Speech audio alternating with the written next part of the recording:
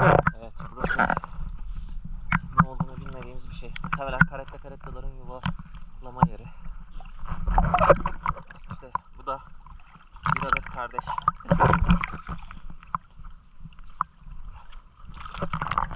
Evet, alıyoruz oraya doğru, bakalım ne var.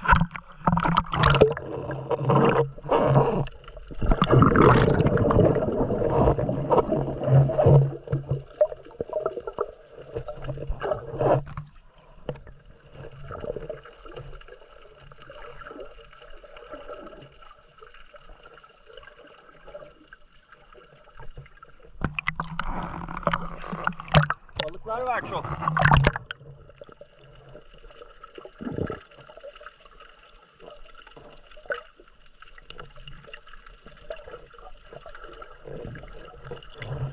Ne var?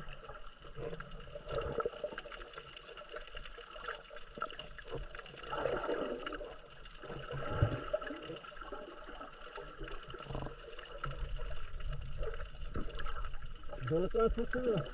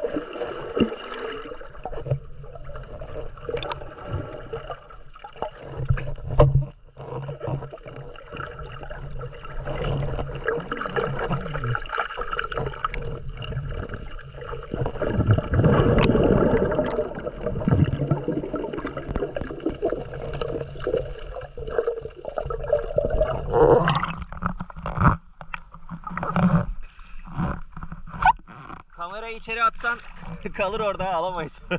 Ya da girecek içine.